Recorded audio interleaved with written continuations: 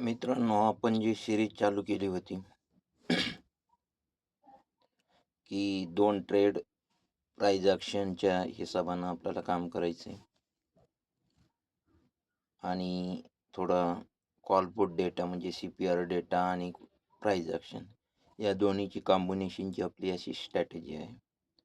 तर सध्या आपण बेसिकवरतीच आहेत. आपण हिला रिटेस्ट करत आहोत की ही किती खरी उतरते. परंतु या वीकमध्ये आपल्याला धक्का देईन असे रिझल्ट आले.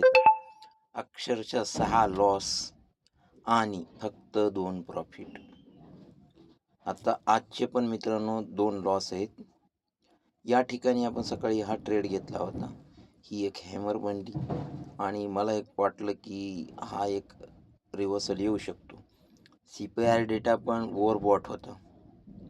परंतु इथं ट्रेड लॉस झाला. या कॅन्डलवरती थोडं वरती गेलं, प्रॉफिटमध्ये गेलं आणि नंतर इथं स्टॉप लॉस घेतला.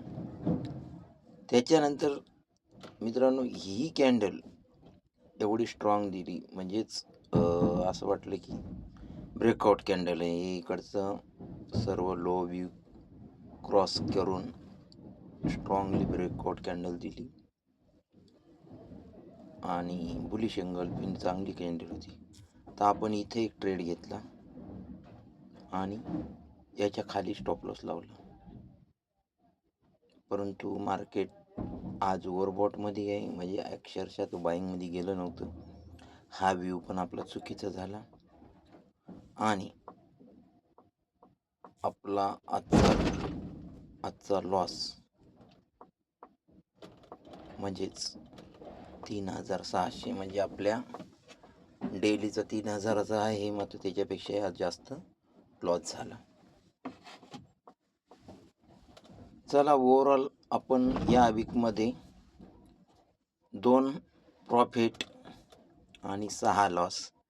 लई खराब रेशो आलेला आहे, लई भयानक आलेला आहे. 50-50चा आला नाही रेशो. तर बघू आता पुढच्या वीकमध्ये बरंच काही शिकायला भेटलं या वीकमध्ये. चला, रेशो खराब आला, काही प्रॉब्लेम नाही. पुढचा वीक कसा येतो आपण बघू.